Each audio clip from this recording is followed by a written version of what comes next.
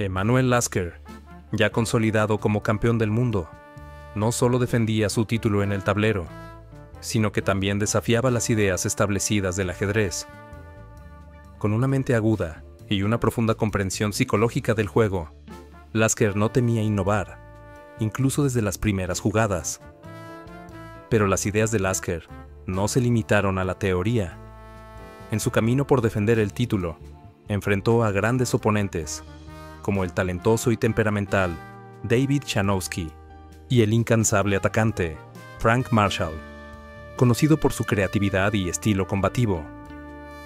En este video, exploraremos cómo Lasker utilizó tanto la innovación teórica como su inigualable habilidad sobre el tablero para mantenerse como campeón del mundo. Un capítulo clave en la historia del ajedrez que consolidó su legado como uno de los más grandes de todos los tiempos. Así, después de su año triunfal de 1896, Lasker se convirtió no solo en el campeón mundial, sino también en el universalmente reconocido rey del ajedrez. Se distinguía por su fenomenal tenacidad, sus recursos tácticos, su excelente técnica de finales y una sutil penetración psicológica. Lasker tenía una actitud indiferente hacia el estudio de la teoría de aperturas, considerando que lo más importante era conseguir posiciones jugables. Aún así, concibió al menos dos defensas que llevan su nombre, en el gambito de dama y en el gambito Evans, cuyo plan defensivo dejó esa apertura del siglo XIX fuera de juego durante casi 100 años. Tras haber ratificado con autoridad su condición de campeón, Lasker dejó a un lado la práctica del ajedrez durante 2 años y medio y se dedicó a realizar serios estudios de matemáticas y filosofía. El principal acontecimiento ajedrecístico de aquellos años fue el Torneo Internacional de Viena, 1898. Empatados en primer y segundo lugar estaban Tarrasch y Pillsbury, tercero Janowski, cuarto Steinitz, quinto Schlechter, etc. Al ganar el match de desempate por el primer puesto, Tarrasch recuperó su reputación de aspirante número 1. Sin embargo, en lugar de tratar de jugar un encuentro por la corona, abandonó el escenario ajedrecístico durante 4 años. El retorno de Lasker no fue menos triunfal. Ganó por enorme margen los torneos de Londres 1899, obteniendo 23 puntos, 4 puntos más que sus perseguidores Maroczy, Pillsbury y Janowski. Y París 1900, Lasker finalizó con 14 puntos y medio, 2 puntos de ventaja sobre Pillsbury, quien obtuvo el segundo lugar. Inmediatamente después del torneo de Londres, Lasker fue desafiado, por primera vez, a un match por el título de campeón del mundo. El aspirante era el maestro franco-ruso, David Janowski, un jugador de agudo estilo atacante, que había derrotado en numerosas ocasiones a todas las estrellas, incluido el propio Lasker. 6 meses antes de Londres, en una gira por América, había desafiado a Pillsbury a un match de candidatos, pero no llegó a producirse. Una verdadera lástima, escribiría la prensa. Un match entre los dos brillantes jóvenes jugadores le habría reportado al mundo numerosas obras maestras. Janowski se encontraba entonces en auge. Poco después ganaría brillantemente los torneos de Montecarlo 1901 y Hannover 1902, pero sus sueños de un match con Lasker tuvieron que ser postergados. El campeón concibió una nueva defensa. Primero propuso jugar a 8 victorias, sin contar tablas, mientras que el obstinado aspirante, basándose en la experiencia de los encuentros previos por el campeonato del mundo, insistía en jugar a 10 victorias. Después, exigió una elevada bolsa monetaria, que Janowski trató desesperadamente de reunir. Se bromeaba diciendo que nadie quería invertir en una empresa desesperada. Tras largas discusiones, el match finalmente no llegó a jugarse. Las victorias de Lasker en torneo le reportaron una fama legendaria. Pero el campeón proseguía sus profundos estudios científicos, y en 1902 defendió su tesis doctoral en filosofía y se tituló como profesor de matemáticas. El monarca absoluto no jugó al ajedrez durante 4 años. Por entonces destacaban por sus actuaciones Janowski, Pillsbury, Schlechter y Marshall. Los tres últimos habían resultado vencedores en el 12º Congreso de la Unión Alemana de Ajedrez, Múnich 1900, donde, por cierto, ocurrió algo importante: la fundación de una asociación internacional de maestros de ajedrez, en una reunión presidida por Lasker. El primer presidente elegido fue Berger, y el segundo, en la reunión de Montecarlo 1902, fue Tarrasch, siendo su secretario permanente Georg Marko, editor de la revista Wiener Schachzeitung, que se convirtió en el órgano de la asociación.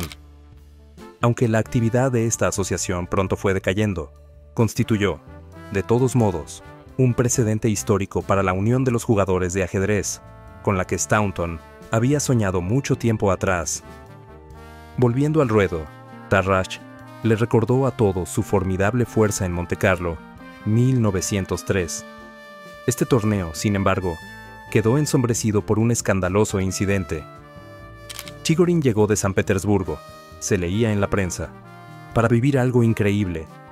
Su compatriota, el príncipe Dadian, de Mingrelia, un conocido falsificador de brillantes.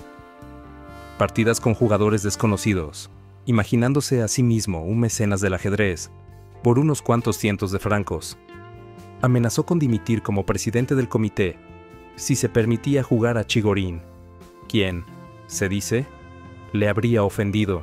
Los organizadores, en defensa de los intereses del casino, y no del ajedrez, excluyeron a Chigorin del torneo. Un hecho sin precedentes. Pero, ¿qué hicieron los demás jugadores? Movidos por comprensibles consideraciones materiales, se tragaron la píldora. Solo Janowski, que no participaba, se mostró indignado. ¿Acaso el doctor? Tarrasch, presidente de la Asociación Internacional de Maestros de Ajedrez, no tenía autoridad suficiente para impedir esto. Solicito que mi nombre sea borrado de la lista de miembros de dicha asociación, y mi decisión es irrevocable. Después de su victoria en Montecarlo, Tarrasch desafió, por fin, a Lasker, e incluso llegaron a firmar un contrato para disputar un match, programado para el otoño de 1904. Pero los hados lo decidieron de otro modo. Mientras se encontraba patinando, el aspirante cayó y sufrió una seria fractura, así que durante muchos meses no era cuestión de jugar al ajedrez. El supertorneo de Cambridge Springs, primavera de 1904, en el que tomó parte Lasker, tras un largo intervalo, produjo una gran sensación. El joven norteamericano Frank James Marshall resultó vencedor, manteniéndose invicto a lo largo del torneo y sumando 13 puntos de 15 partidas.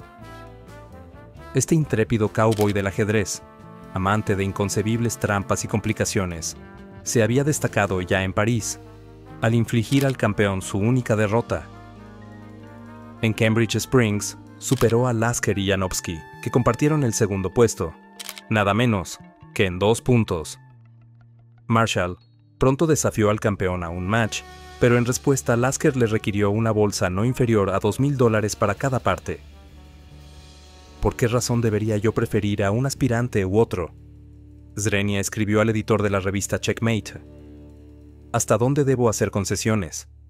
Si un aspirante no puede satisfacer las condiciones, es muy probable, si no del todo claro, que el mundo del ajedrez no lo considere capacitado por su palmarés para disputar el campeonato mundial y, en consecuencia, debería retar a algún otro y demostrarme antes que lo merece. Más tarde, al recordar el triste sino de Steinitz, Lasker realizó una clara explicación de sus altas exigencias financieras. Si el mundo del ajedrez desea experimentar satisfacción, disfrutar de cierta emoción y aprender de los más fuertes, es decir, obtener todo aquello que desean decenas de millares de jugadores modernos, y en cierta medida, también las generaciones futuras, mediante un match por el campeonato del mundo, ¿por qué el mundo del ajedrez no debería pagar por ello?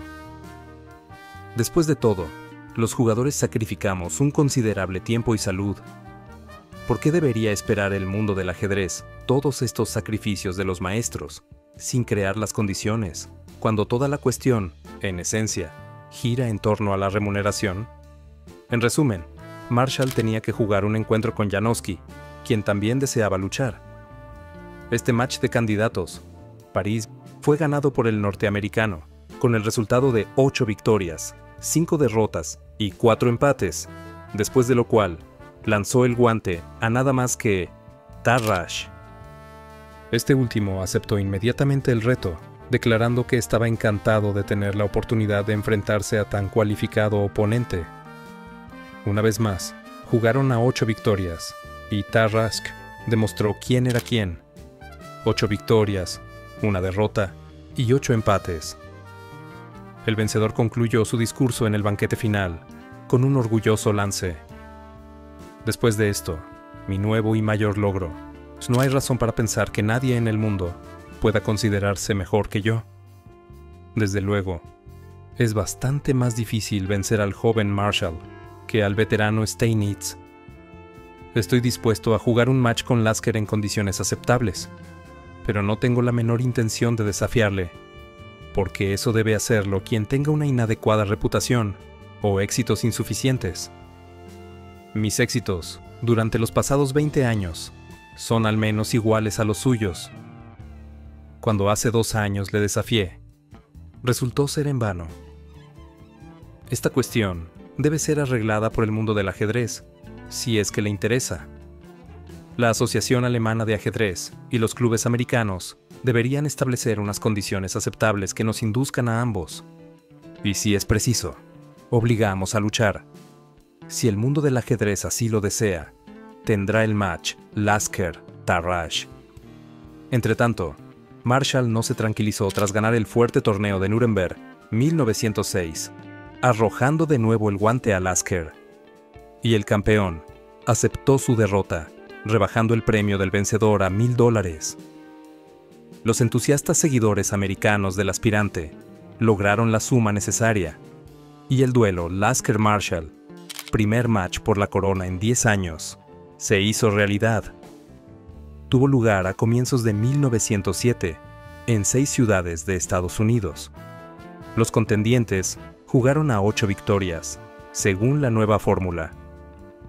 Si gana Marshall, ¿será este realmente reconocido como campeón del mundo? Se preguntaba, con perplejidad, la revista Deutsche Schachzeitung. Lasker, sin embargo, no le concedió la menor oportunidad a su rival. Conociendo bien el carácter incansable y excesivamente optimista de Marshall, rápidamente tomó las necesarias medidas apaciguadoras. El resultado final del match, 8 victorias, 7 empates y ninguna derrota a favor del campeón, indica que los dos jugadores eran, sencillamente, de distinta categoría. Aunque durante un par de décadas más el aspirante siguió estando entre los mejores grandes maestros del mundo, era conocido como el Don Quijote del ajedrez.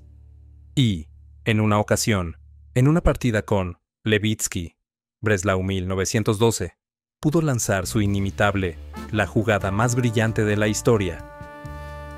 Lasker demostró su absoluta superioridad sobre Marshall, pero estaba claro para todos que el verdadero aspirante era Tarrasch, algo que quedó confirmado en el llamado Torneo de Campeones de Ostende 1907, a 4 vueltas.